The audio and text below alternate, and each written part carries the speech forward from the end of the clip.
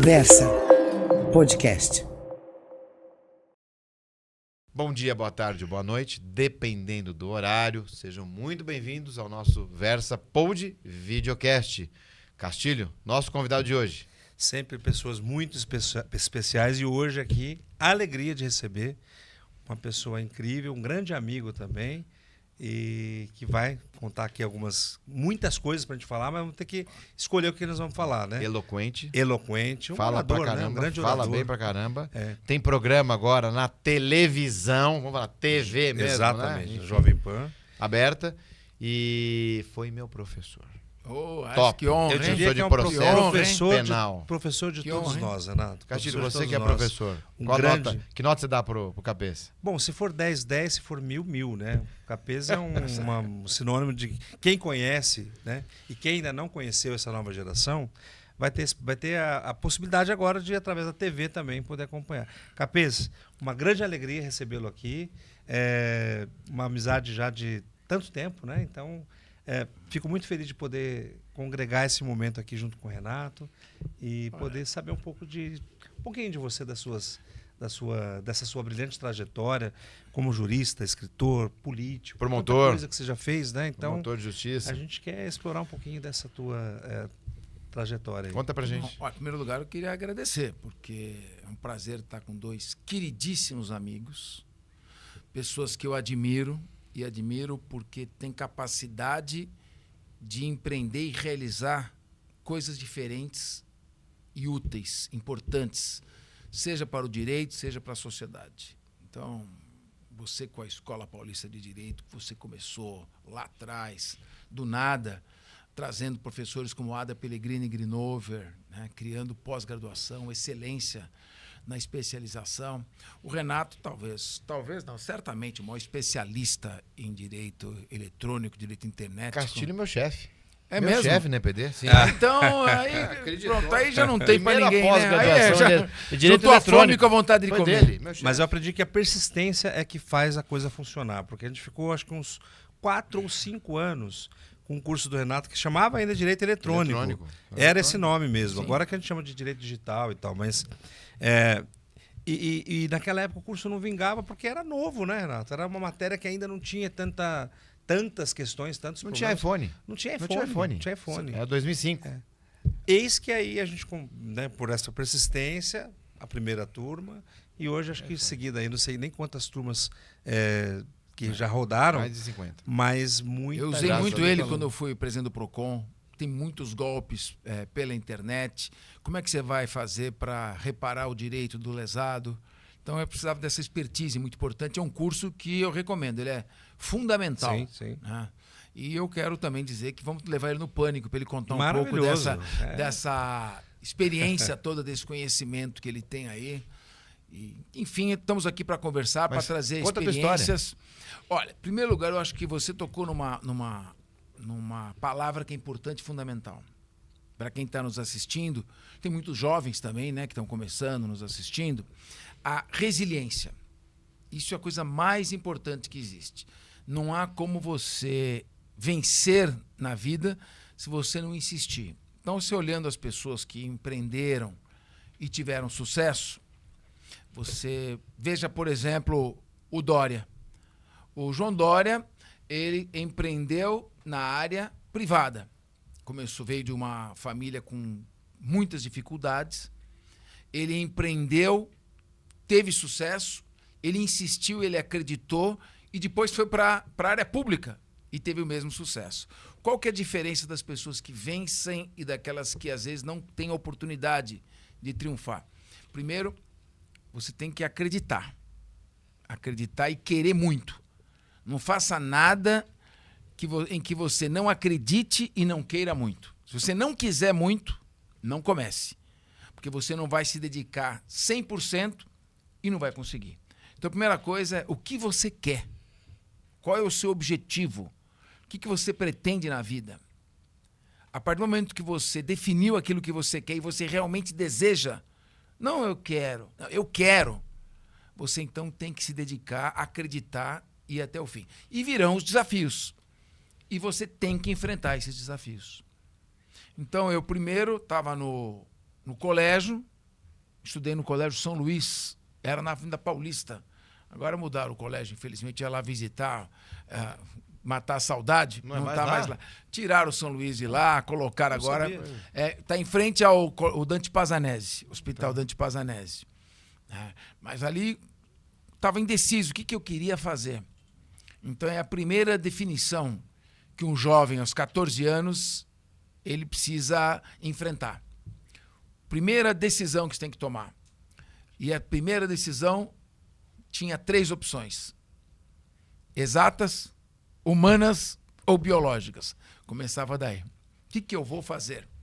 Então, primeira definição que um jovem tem é para o ensino médio. Na minha época chamava colegial. E antes de mim chamava científico. Então, estamos velhos, né? Então, no colegial, você vai definir, e agora, no ensino médio, qual é a área de seu conhecimento. Procure aquela área em que você pode desenvolver ao máximo suas potencialidades. Esquece o que seu pai faz, o seu avô faz, sua família faz. O que você, quais são as suas potencialidades. Então, eu gostava de história, geografia, língua portuguesa.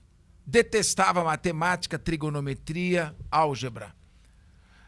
E medicina não tinha muito... Eu acho que eu nunca fui uma pessoa com muitas habilidades manuais. Meu pai era cirurgião dentista. Vou matar uma pessoa na cadeira. Então, eu usei aquilo que eu tinha de melhor, que é a capacidade de comunicação, raciocínio e domínio da gramática da redação. Então, eu fui por esse caminho. Depois, a consequência foi escolher o ramo. Aí, você tem que escolher o ramo, você tem que combinar quais são suas potencialidades com aquilo em que você vai conseguir exercer efetivamente a sua profissão. Eu fui para o direito. Então, eu prestei o vestibular, tive a felicidade de entrar na USP, porque meu pai não tinha condições, éramos em 4 filhos, eu não consigo pagar 4 faculdades. Na época, não tinha muitas opções. Né? Não tinha mesmo? Que era PUC, Mackenzie, USP e FMU. Acho que eu lembro de 4, pelo menos. Então, fiz a USP lá, vivi grandes momentos, né? Porque também a gente tem que viver a vida universitária. Muita bagunça lá. Mas uma coisa que era característica minha, eu sempre fazia muita bagunça, no colégio, na faculdade, muita zona. Mas eu estudava pra caramba. Mas não dá para entender o capês. Está sempre fazendo bagunça e só tira nota alta. Porque você tem que estudar. Você tem que ter o seu compromisso com o teu futuro.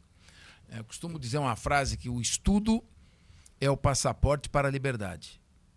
Se você estudar, o estudo traz retorno. O estudo vai permitir que você tenha independência financeira, que você consiga respeitabilidade profissional. O estudo é fundamental.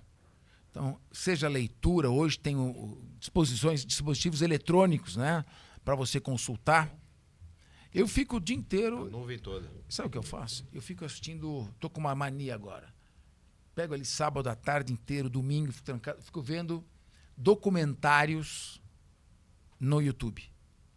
O que tem de material de qualidade disponível... Mas o difícil hoje é achar, né? Filtrar tudo isso, porque é muita coisa. Mas o Capês, de vez em quando, eu recebo os WhatsApps dele sugerindo filmes. Também, tem isso também, ó. Fica o registro aqui, ó. Aliás, já várias sugestões eu assisto primeiro, eu assisto, você comenta. E eu não estou indicando muito. Estamos numa entre-safra complicada. Mas eu sempre indico bons filmes, né? E mando também cortezinhos de aulas, eu mandava bastante, muitos comentários. Casos pontuais. Casos pontuais, comentando do ponto de vista jurídico. Nós conversamos sobre o cyberbullying, né? Lembra? Cyberbullying, a lei do cyberbullying, né? Que fala em redes digitais e fala também do próprio cyber, né? O que é cyber envolve redes sociais. E para redes sociais você tem a pena preventiva de liberdade, né? E na questão fora das redes sociais você tem sua multa. Exatamente. Essa, né? Um absurdo, uma lei burra. Aliás, as leis, como estão sendo mal feitas. Eu fui estudar aquela lei por ocasião do problema do ex-presidente Jair Bolsonaro com a baleia... Como é que chama? Jubarte. A baleia Jubarte. Eu fui ler o tipo penal. Eu não acreditei. Proibir Não, é proibido. Eu nunca vi um tipo penal que começa com é proibido. É porque sempre é o verbo, mas O tipo penal é descreve proibido. a conduta. A lei diz, a Constituição Federal diz, não há crime sem lei que o defina. Então a lei tem que definir qual é o crime, não proibir. Isso não é função de lei penal. É proibido molestar, sem dizer o que é molestar, intencionalmente. Você não precisa colocar o intencionalmente. É doloso ou culposo. Se você não colocar nada, a ação é dolosa. Claro. Então, trazendo de volta para o que o Renato colocou, da lei do cyberbullying, eu não sei se as pessoas soubessem como são feitas as leis e as salsichas, né? Não comeriam as salsichas nem obedeceriam às leis, já Nós dizia, temos né? uma lei complementar 95 que dispõe como que as leis devem ser elaboradas. E só aí, quantos exemplos a gente não tem de desrespeito à lei complementar 95? Né? Não é incrível, enfim. As pessoas nem seguem a lei. Mas né? o Capês estava contando aqui, se formou. Na USP fez bagunça pra caramba, que ele Sim, falou aqui. consegui me formar. E passou no MP. Aí foi o seguinte, quando eu entrei no dia 1º de janeiro de 1987, eu me formei em dezembro de 86, eu falei, eu preciso definir uma estratégia para passar no concurso. Vamos ver a resiliência aí. Já tinha Ó, resiliência, perseverança. planejamento Bíblico, também. Bíblia. Né? É necessário ter na vida um bom plano. Se você não tiver um bom plano, com começo, meio e fim, uma estratégia, é muito difícil você vencer, na base do improviso. Então eu falei, como é que eu vou fazer para passar? Primeira coisa, procure definir um objetivo o mais preciso possível. Porque quanto maior a precisão, melhor o nível da sua preparação, porque você se prepara para aquele objetivo. Então eu olhei, eu tinha trabalhado, tive o privilégio de trabalhar no extinto, olha como é que nós estamos velho, Tribunal de Alçada Criminal. Não, Tacrim. Tacrim. Tacrim. Os taques, né? Tinha o primeiro taque, segundo taque. Primeiro taque, segundo... Que na verdade, o que é? Tudo segunda instância. E não eram Mas- desembargadores, os juízes do TAC, né? Mas eram de segunda instância. Eram de segunda É um instância. negócio inconstitucional, né? Sim, Depois sim. o Tribunal de Justiça absorveu tudo, viraram todos desembargadores. Sim. E lá eu li acórdão o dia inteiro. Então eu falei, bom, que concurso que eu vou prestar? Eu vou prestar, eu vou prestar o concurso no qual eu possa desenvolver todas as minhas potencialidades no maior grau possível. Ministério Público tem mais ênfase no direito penal do que a magistratura. Que era a área que você já tinha Eu já predileção. dominava, eu estudava o dia Sim. inteiro. Eu era pago para estudar e preparar votos. Então eu estudava penal o dia inteiro. Então vou prestar Ministério Público. É uma analogia que você gostava muito de um programa chamado Mundo Animal. Depois passou a ser Mundo Indomável. Passava em 1975 na Globo. E ali eu aprendi uma coisa. A leoa, porque o leão é preguiçoso, então a leoa que caça. Ela é uma caçadora hesitante. Ela entra na savana, ela não sabe se pega a zebra, se pega o impala, se pega o ônix. Ela fica ali, a gazela de Thompson, ela não sabe para onde ela vai. E ela tem um índice muito baixo de eficácia na caçada. O guepardo, que se chama chita, né? Que é o animal mais veloz terrestre, ele tem um nível de eficiência muito grande, porque no momento que ele fixa o objetivo, ele não sai dele. Foco. Então, eu preciso ter foco, precisão de objetivo e um bom plano. O que eu fiz? Ministério Público. O que cai nesse concurso? Peguei 20 livros. 20 livros mais ou menos. Tem os 4 de penal, processo penal, civil, processo civil, dá uns 20 livros. Mais ou menos umas 600 páginas cada livro. 20 vezes 600, 12 mil páginas. Eu tenho que ler. Então eu botei aquela pilha, 12 mil páginas. Esse é a muralha que eu tenho que ultrapassar para atingir meu objetivo que está lá na frente. Atrás dessa pilha de livros está escrito sucesso. Que não é a mesma coisa que felicidade, né? Felicidade é você querer o que você tem. Sucesso é você conseguir o que você quer. Então, vou atrás do sucesso. Tem 20 livros para eu debulhar. Como é que eu faço? Um bom plano. Vou ler 80 páginas todos os dias. Todos os dias eu vou sentar e vou estudar 80 páginas. Mas não estude deitado. Deitado você dorme. Se você estudar de costas, você vai segurar o braço e vai cansar. Se você estudar de bruços, você vai dormir. Então estude sentado. É horas traseiro cadeira. Essa é a equação do sucesso. Então, em 10 dias eu já tinha lido 800 páginas. Em 30 dias eu tinha lido o quê? 2.400 páginas. Nossa. Então, com isso eu consegui ler todo o programa do concurso 2 vezes. Quando abriu o edital, foi em junho de 87, eu fui competir com candidatos que estavam aguardando a abertura de editais, porque estavam agindo como a leoa na savana, e iam para começar a preparação. E eu já tinha toda aquela preparação feita. Estava repetindo já. Tipo, já estava repetindo. Então já ia. Aí foi no primeiro. Desenvolveu o método de leitura dinâmica também, ele não falou isso, né? Esse é 80 páginas por dia. Sim. Concentração. Não, é concentração total. Aí volta ao primeiro ponto. Vontade. Concentração total. O que eu fazia? Eu lia o parágrafo, eu sublinhava o parágrafo. Dentro do que eu sublinhava, eu passava uma caneta hidrocorno que era mais específica e escrevia ao lado de cada parágrafo a ideia central. Porque ler por ler não resolve nada. Quando você escreve, você fixa, né, o entendimento. Absolutamente. E aí eu fui para a segunda fase, é uma coisa interessante. Na segunda fase, tem peça prática, dissertação, 5 questões. E eu acertei porque eu tinha lido no livro do professor Vicente Greco Filho, que é um livro conciso, mais substancioso, ação de liquidação por artigos. Ele trata em 2 parágrafos. 2 parágrafos. Foi a ação que caiu. Olha. A peça prática. Quer dizer, quase ninguém vê isso, né? Se você, tem um livro específico. Não, você veja bem, caiu a peça mais ou menos era isso. Um motorista imprudente atropela e mata um casal.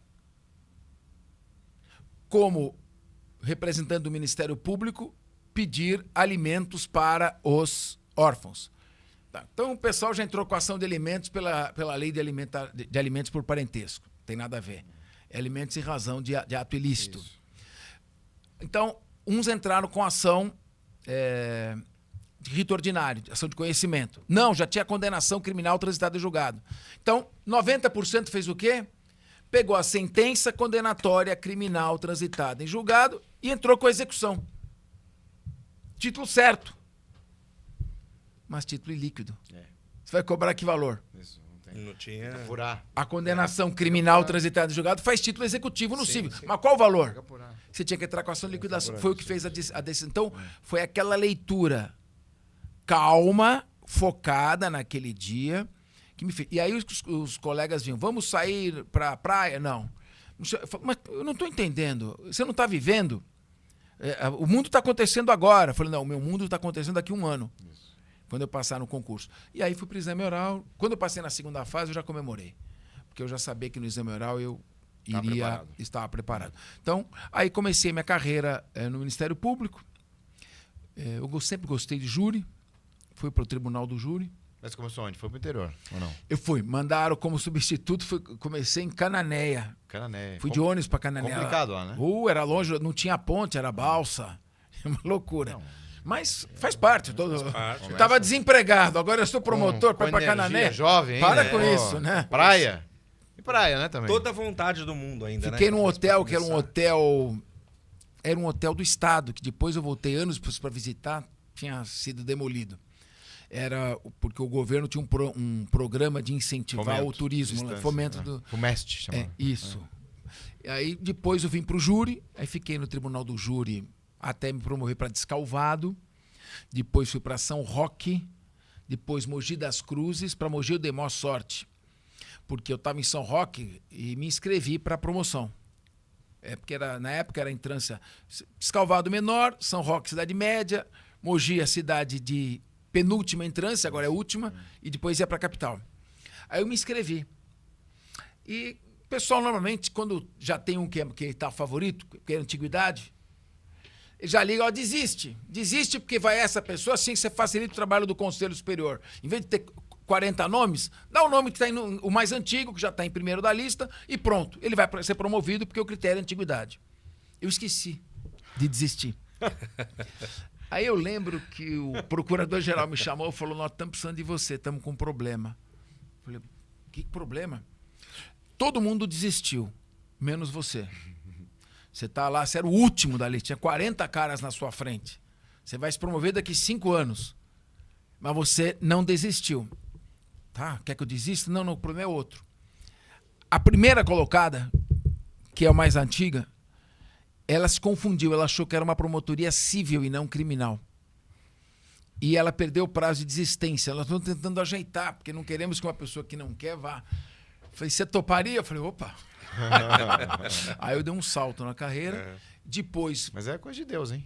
Não, porque não é... Jesuscidência, né? Amém. Quando você esqueceu, na verdade... Amém, não. Esqueceu, Deus né? direcionando Aquilo os caminhos. aconteceu. Aí fui pro júri, fui pro primeiro tribunal do júri e fiquei no tribunal do júri até o dia que foi a eleição para presidente da associação do Ministério, porque é o sindicato dos promotores. Uma coisa mais festiva, tal. Aí ganhamos a eleição e o candidato estava lá, fomos comemorar na pizzaria Michelutio na Juscelino Kubitschek. Juscelino, Michelutio. Ficava do lado onde é o Camelo hoje. Não tem mais. Tinha Aridino também. Eu lembro, Michelutio.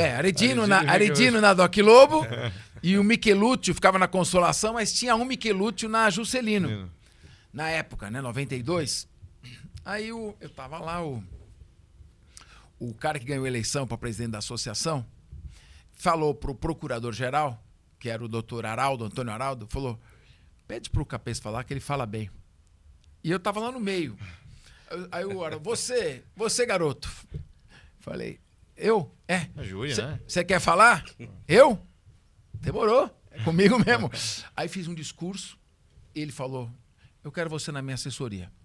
Você vai integrar o primeiro grupo de promotores da Promotoria da Cidadania, que é a atual Promotoria de Defesa do Patrimônio Público, onde temos muitos dos nossos amigos lá. Sim. Silvio Martins, Zé Carlos Blatt, enfim.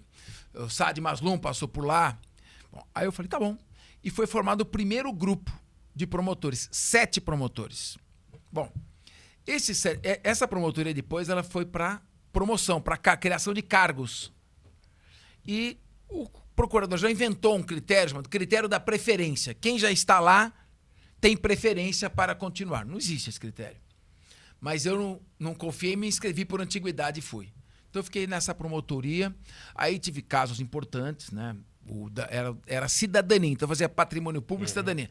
Das torcidas organizadas, de futebol, que aquilo o pessoal fala, mas... Olha, naqueles anos, 25 anos atrás, era barra pesada. Não é briguinha, não. Era arma mesmo, tinha estoque de arma. Hoje também tem uma parte que crime organizado domina, mas lá era totalmente dominada. E nós entramos com ação para fechar as torcidas, proibir de entrar nos estádios. Isso deu um efeito muito grande. Depois entrei com várias outras ações também importantes. E aí chegou a hora de buscar um antigo sonho que eu tinha, que é a política. Só um parênteses, antes do sonho. Você acha que hoje nós teríamos condições de voltar aos estádios com as 2 torcidas? Eu sou contra, eu acho que não. Mas tá dando certo, não tem jeito. As torcidas, a maioria das pessoas são civilizadas que vão para o estádio de futebol, mas tem muito bandido ainda em torcida. Por quê? Porque as torcidas são reflexos da sociedade. Nós não estamos vemos sociedade violenta, criminalidade não é alta, então isso se reflete no futebol. Agora, vai levar o sujeito vai levar a família para um estádio para brigar? Note uma coisa, eu gosto de datas, porque contra fatos não argumentos. Em 1994, a final do Campeonato Brasileiro foi entre Palmeiras e Corinthians. No Pacaembu, não no Morumbi. No Pacaembu, que cabe 37 mil pessoas, tinha vários espaços vazios. Hoje, você vê todos os jogos. Vamos pegar aqui São Paulo, onde está tendo o projeto de torcida única. Todos os jogos, na Arena do Palmeiras, na Arena do Corinthians, é lotação máxima. Não tem briga. No Morumbi também. No Morumbi recorde atrás de recorde. Também tá. Média Então, de 55 mil. No Morumbi Sempre também, lotado. que é o estádio maior para... Nunca tivemos tanta bilheteria. Então, você tá, o Santos também. Então, ou seja, o torcedor vai tranquilo, porque não vai ter briga. E a briga ocorre fora do estádio. Aí tem gente que fala, não, mas a briga é fora do estádio, então não adianta proibir 2 torcidas dentro do estádio. Não. Justamente porque a briga é fora do estádio, que você tem que evitar a circulação de duas grandes massas de torcidas nos metrôs, pontos de ônibus, até chegar ao estádio. Então, deu certo, eu sou a favor. O Paulo Castilho continuou isso, que é o promotor que levou isso adiante. Hoje há uma série de novidades, implementações, e se você pegar hoje e voltar para... Você vai falar, eu estava no Coliseu, agora eu estou vendo partidas de futebol. Realmente. Então foi um trabalho... legado positivo do Capês. Sim, claro. Não, mas esse... Que teve muita controvérsia na época, né? Muita polêmica. O que é natural, né? Você muda uma cultura. E o pessoal confundiu achando que a gente queria acabar de vez com todas as torcidas organizadas. Não. Nós queríamos dar um tratamento... O tema era a violência. Né? Exato. Era tratamento de choque para controle da violência. Sim. E deu certo. Porque...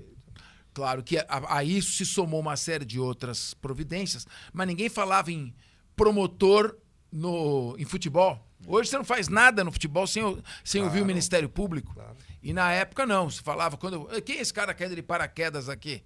Ministério Público é que nem se fosse um ET entrando. Hoje não. Mas o Ministério Público ganhou muita popularidade também, acho que a partir desses eventos todos, né? Que ele tem uma participação em tudo na sociedade, né?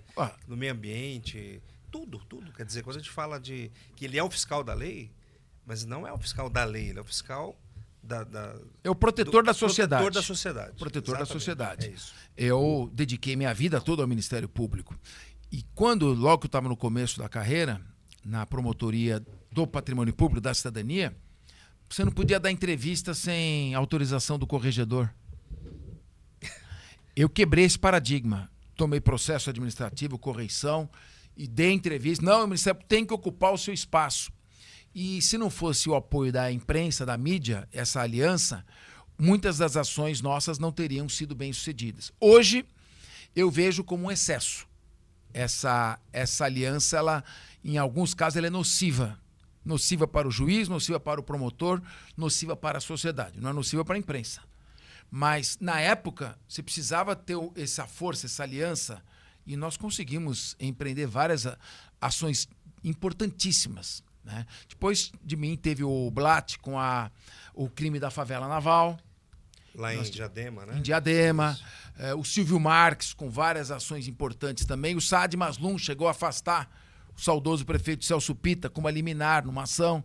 Ou seja, aquela promotoria foi a promotoria mais importante do país naquele momento, naquela época. E daí você foi para a política, que era o teu sonho.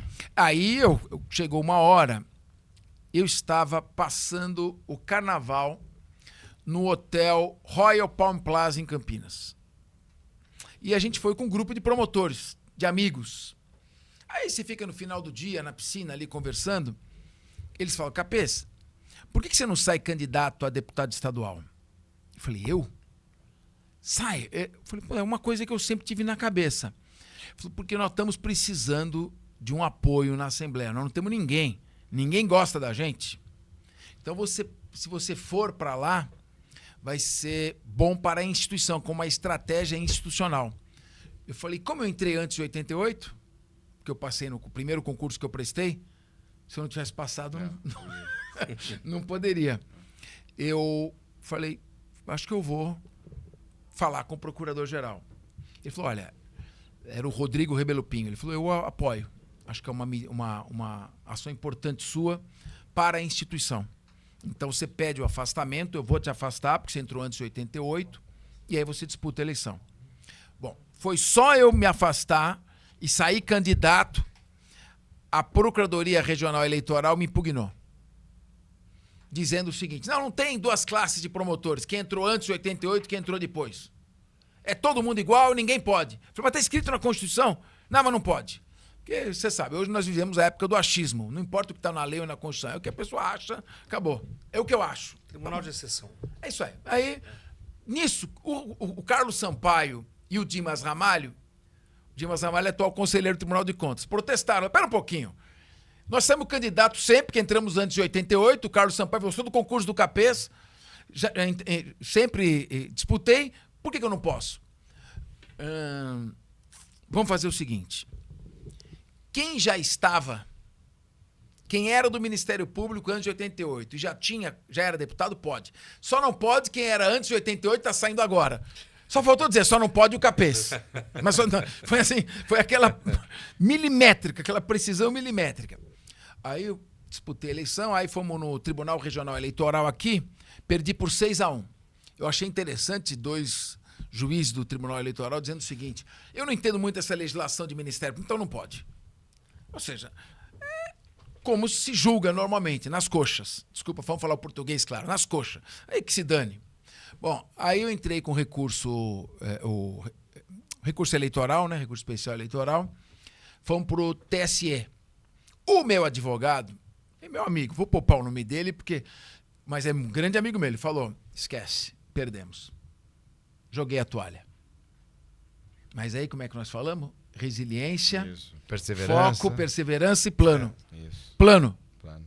Porque errado é quase que a regra. A gente tem o dever de fazer dar certo, né? Então, para isso tem que ter tudo isso. Comecei perdendo de 1-0 com o voto do César Peluso. Aí eu peguei e falei, eu vou falar com os outros 6. Aí fui falar com um. Um deles falou, desculpa, eu não estou entendendo, professor Capês.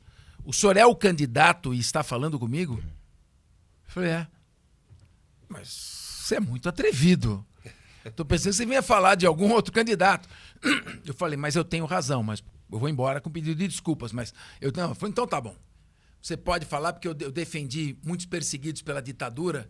Não vou negar o direito do réu de espernear, brincando comigo. E eu ganhei por 6-1.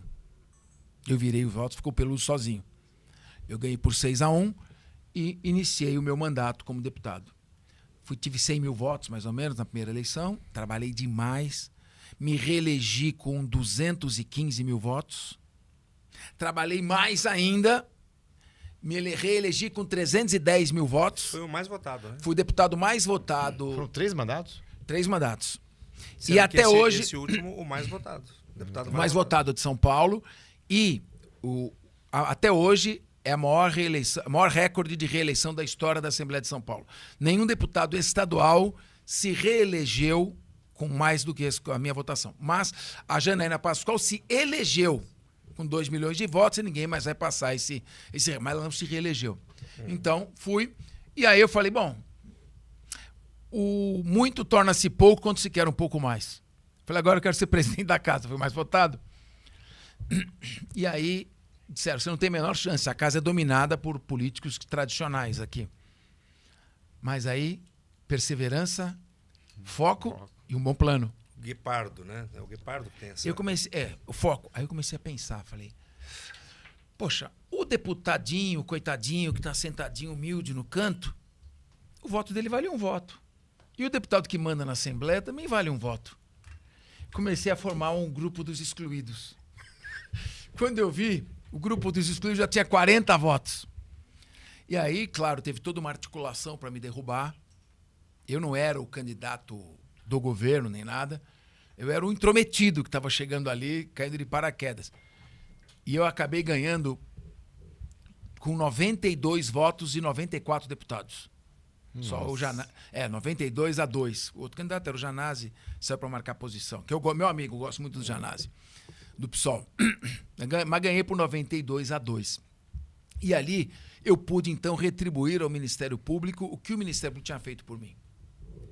Como presidente da Assembleia Legislativa, eu articulei um projeto de lei para que o Ministério Público recebesse um percentual das custas e emolumentos extrajudiciais.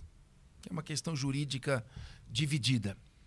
E aí, como eu fui um presidente, não é que eu quero falar, mas eu pediria que vocês fossem à Assembleia agora, ou essa semana, ou quando puderem, e perguntassem qual foi o melhor presidente que a Assembleia teve. Eu não vou falar porque elogio em boca própria é vitupério, mas as coisas que eu resolvi, todos os problemas dos servidores, revisei todos os contratos, cortei mais de 300 milhões de reais em contratos. Teve uma empresa de limpeza que desistiu do contrato, que eu renegociei tão para baixo, e aí queriam que eu fizesse contratação por emergência. Eu falei, não. Aí tinha o pessoal que sujava a Assembleia para tentar criar emergência. Segurei, fizemos uma licitação, o Augusto Rossini era o meu secretário da administração. Rossini foi um cara muito duro nas negociações, não admitia a coisa errada. Eu botei só promotor lá para tocar. Promotores que entraram antes de 88 para tocar a gestão. E aí dei ao Ministério Público o que o Dr. Pedro Franco de Campos chama a carta de alforria financeira. Graças a isso, o MP tem uma autonomia maior. Hoje ainda está precisando de mais. Mas não tem nenhum capês lá na Assembleia mais, né? E junto disso tudo, que você não falou, mas é importante destacar que o Capês, assim, um dos maiores professores, a gente que trabalha com professor já há muitos anos, né, conhece, não só professor, acho que você vem, talvez o que você contou aqui, teu planejamento de estudo, né, de 12 mil páginas, é que tem se transformado nesse professor, que você, tantas gerações também, nos cursos preparatórios, né, você tinha uma apostila, depois virou um livro, que é, se não o mais, acho que o mais vendido, o mais adotado, o curso de processo penal e também o direito penal. Esse foi um sucesso. Então é um sucesso muito editorial bom. E esse professor, que do jeito que ele fala, que conversa com a gente, é como ele dá aula, é como ele envolve as pessoas. Não, foi meu professor. Então você vê que esse professor, e olha, prestava atenção, era aula boa, de qualidade, prática, ponta firme. E tem esse vozeirão, chegava assim, pessoal, aqui aula, vamos lá, aprender processo penal, vamos lá, dosimetria. Todo mundo olhava, até com medo alguns, né? Enfim, ele sempre foi eloquente, júri. Né? Pois é. E acho que isso tudo, pelo que você está contando pra gente, é o que transportou você para as demais coisas que você fez e faz na tua vida, né? Acho que talvez como político e na Assembleia, o ambiente político, você tem que ser uma pessoa muito, não só articulada, mas sempre, você falou, olha, tinha lá a maioria, né? Que você não tinha essa vertente tão política, mas você tem que ser combativo o tempo todo, né, Capês? O principal é dê atenção para as pessoas. Sim. Não converse com uma pessoa olhando para outra. Quando você está olhando para uma pessoa Foco. E conversando com ela, pode ser a pessoa mais humilde. Naquele momento, não há mais ninguém no universo. Você tem que prestar atenção. As pessoas, elas... às vezes você não presta atenção, mas cada um se dá o seu valor. Tem a sua dignidade, sua autoestima.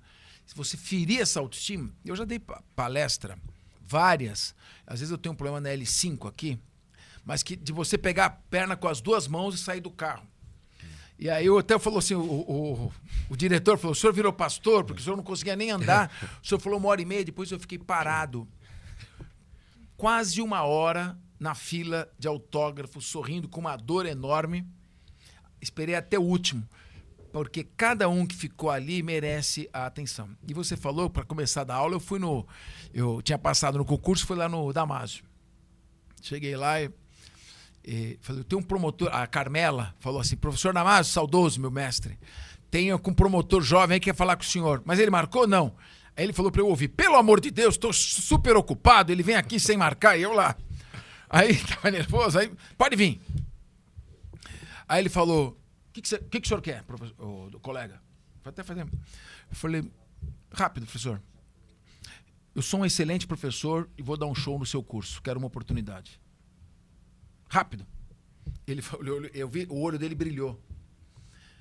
Ou você é louco ou você é muito atrevido, ele falou para mim.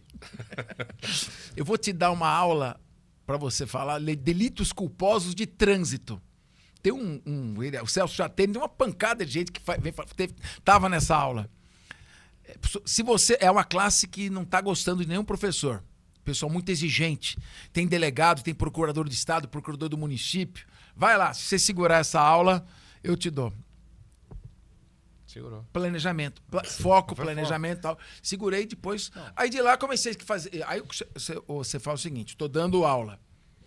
Puxa vida, estou no Ministério Público e estou dando aula. Mas se eu conseguir escrever alguma coisa, eu posso dar várias aulas sem estar lá. Comecei a fazer apostilas. Das apostilas fiz os livros. E tem mais de 30 livros publicados, graças a Deus. Ele provocava as oportunidades também. Sim, a gente tem que provocar. Importante. Como vocês, é claro. Ninguém eu que sou entrevistado, mas vocês têm histórias muito bonitas para contar também. Né? Acho que é uma coisa que nos une, isso aqui. Aí agora ele falou do PROCON. Tem o Dória me chamou. Capês, o que você quer? Eu falei, aquele jeitão do Dória. Eu falei, sei lá, o que você escolhe. Mas eu já te falo o seguinte, Secretaria da Segurança Pública, você não é delegado. E Secretaria de Justiça, você não é juiz. O Dória é bem ali já direto. Falei, bom, então, tirando isso, escolhe alguma coisa, vai. Aí eu falei, me dá o Procon. Aí ele falou, Procon? Mas não é pouco? Eu falei, me dá o Procon. Vou fazer desse limão uma bela limonada. E aí viu o que aconteceu. Você viu o que nós fizemos em plena pandemia, a ação que tivemos no Procon. E se não fosse essa ação, eu não gosto de ficar entrando em supermercado, não é meu estilo. Eu gosto de entrar em boca de tráfico para prender traficante. Tanto que eu dizia, ó, são empresários, vamos devagar. Mas se a gente não tomasse aquela atitude, não ia ter botijão de gás para fazer a comida e nem comida para comer. Você acha estamos chegando no final, tá? Já fui alertado aqui, infelizmente, porque ó, você vê, professor, papo bom, vai rápido, político. vai. Professor bom, com a política, eloquência, edições, acabou. É. O que você acha da Patrulha do Consumidor? Lá, o programa do Celso Russomano. Olha, o Celso, eu prestigiei muito o Celso Russomano. Eu acho que ele tem um lado que é muito útil para a sociedade. Essa questão ele despertou o sentimento das pessoas de terem o seu direito, e quando esse direito for violado, ele deu um canal para que isso ocorresse. E quando eu fui secretário do Consumidor e presidente do Procon, eu vi que ele era discriminado lá. Eu chamei e falei, Celso, o seu trabalho aqui é um trabalho que eu reconheço, de grande valor. Pode vir aqui. Mas você não vai ser candidato? Nós temos estilos completamente diferentes. Eu vou fazer gestão. E você continua com o teu estilo, você abraçou isso como causa de vida. Eu acho que ele é uma pessoa que faz o bem. O Celso Russomano, eu gosto dele, faz um bom trabalho. Já está convidado, né, Castilho? Convidadíssimo, claro. E o Capês volta, a gente faz um... Eu bom, acho né? legal. Vamos fazer Vamos, isso. o Celso fazer é um isso. cara do Vamos bem. fazer. Gui, Eu- você, por favor, põe na pauta? Pronto, então pronto. Muito bem. Capês, estamos chegando no final. Bom, Você acredita em Deus? Acredito, claro. Em milagres? Também. Olha, eu vou te falar uma coisa. Eu fui vítima de uma armação das coisas mais sujas que você pode imaginar. E eu nunca esperava que partisse da minha instituição. Eu estou falando em falsificação de documentos, coação de testemunhas. Por que você está falando isso, cabeça? Porque já está na justiça. Tá nos acórdãos isso. E o Conselho Nacional do Ministério Público abriu um processo contra o promotor dizendo que ele falsificou provas e coagiu testemunhas. Então, estou dizendo que já está documentado para tentar impedir o prosseguimento da minha carreira. Então, o que a inveja não faz? E ali é o seguinte, fui muito bem armado e eu só consegui derrubar essa quadrilha que tentava me incriminar por interferência de Deus. Porque... Amém. Cada vez que eu pedi uma providência, porque Deus é o seguinte, ele não vai fazer assim, Deus faz um milagre, tá, enchi esse copo d'água para você, não. Não aparece uma coisa mágica, ele interfere através das pessoas. Então aparece sempre, do nada, uma pessoa que resolve dizer a verdade. Uma pessoa que vai lá e estava sendo coagida a fazer um acordo sujo, e o advogado que foi meu aluno grava o acordo sujo proposto pelo promotor. Então, isso, em primeiro lugar, foi importante, mostrou a interferência direta de Deus na vida da gente. E segundo, que nós precisamos ficar atentos, porque não existe instituição acima do bem e do mal. As instituições são formadas por pessoas. E com esse volume de gente entrando, é preciso tomar muito cuidado com o abuso de autoridade. Sim. Capês, você Testemunha. você é procurador de justiça, né? Sou procurador. Do Ministério Público. Qual é o teu conceito ou a tua ideia sobre justiça? Olha, justiça é dar a cada um o que é seu. Agora, o que é dar a cada um o que é seu? Quem está trabalhando com justiça, que tem o dever de lutar para fazer valer os direitos das pessoas, é procurar cuidar das pessoas. Acho que é isso que é justiça. Cuidar das pessoas. Proteger quem precisa ser protegido. Levar as consequências da lei a quem a violou nos exatos limites da sua responsabilidade. Não fazer da desgraça alheia pedestal para a sua vaidade. Ou seja, vestir a camisa da instituição que você está, naquele momento, representando e fazer o melhor para ajudar as pessoas. Ou seja, ser solidário, cuidar das pessoas e fazer com que elas sejam felizes e tenham sua dignidade respeitada. Como é que isso é feito? Através de providências concretas, nos limites que a lei confere aquilo que você pode fazer. Então, se eu sou promotor, eu vou procurar fazer justiça dessa maneira. Se eu for juiz, se eu for político, se eu for advogado, se eu for um comunicador, como hoje também eu sou, vou procurar fazer dessa maneira. Faz seu programa sempre às 2h, Jovem Todo Pan, dia, das 14 às 16, linha de frente. Seja pela TV, canal 576, seja pelo YouTube. E você pode assistir depois também. Põe lá, gravado. chega à noite, linha de frente e põe a data. Você vai assistir o programa inteiro no YouTube, de graça. Muito bom. Bom, Capês, muito obrigado, viu? Uma alegria, uma honra sempre estar com você. Prazer enorme rever dois grandes amigos e queridos amigos. Obrigado, Capês. Fica convite para voltar aqui, hein? Pra gente Não, poder vamos fazer fazer o dueto. Dueto com o vamos Russomano. fazer. Bora? Vamos fazer. Combinado. Vamos lá. Então, Tá feito. Capês, obrigado. Deus abençoe você. Amém. A todos. Até o próximo. Até. Versa Pod Abraço. Videocast. Tchau. Versa Podcast.